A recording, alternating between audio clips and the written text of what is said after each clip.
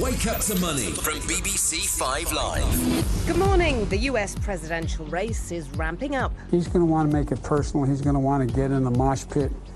I'm going to talk about why I want to be president of the United States. That's a masked-up Joe Biden getting ready to take on his rival in the first presidential debate of the campaign tonight.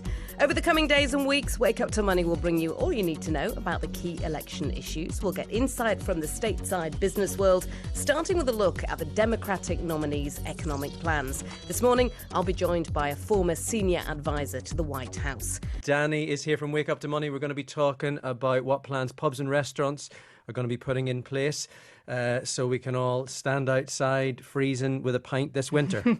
Yeah, getting absolutely soaking wet if you're trying to make the most of the last few days of the Eat Out to Help Out scheme today, that is for sure.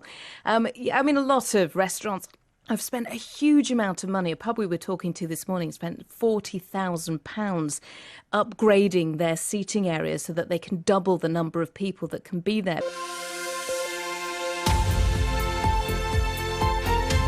Morning, I'm at Cruise Station on the West Coast Main Line, where in about half an hour this place will be teeming with commuters. They now know what their new service will look like. What exactly will it mean for them? Danni Hewson is out on the milk round for us this morning. Bright and early, in the little milk van, milk float. Morning. Good morning. Yes, Charlie and Naga, I'm doing a spot of moonlighting this morning. I'm on a milk round in Greater Manchester.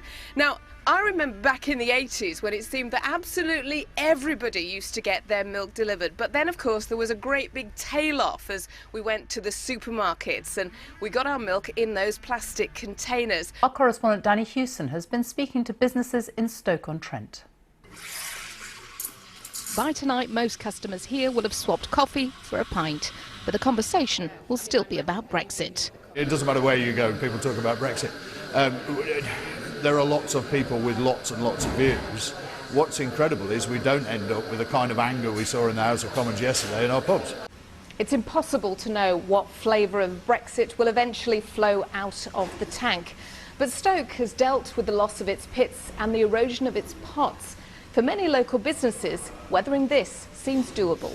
I'm pleased to say we're joined by two small business owners. Laurie Hawkins owns Leon's Dexter Queen, a barbecue restaurant in Dexter, Missouri, and is a Trump supporter. And Dilawa Saeed is the boss of Lamita, a healthcare tech firm in Silicon Valley in California, and is backing Biden. Different time zones, different sectors of the economy, different political perspectives. Welcome both of you to the show. Good morning. Good morning. Good morning. One of the things which has struck a lot of business owners is this issue over tax. You're a hard-working business owner. You pay income tax. How do you feel about the revelations recently about Donald Trump and how much he has or hasn't paid?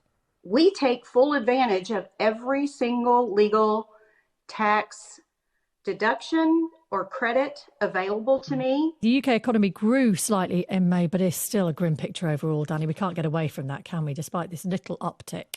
No, a tiny, tiny little uptick of 1.8% in May. Now, if you look at where we were in February, we're still down 25%. This is the state of the UK economy. So it's really important to take a look at these figures today.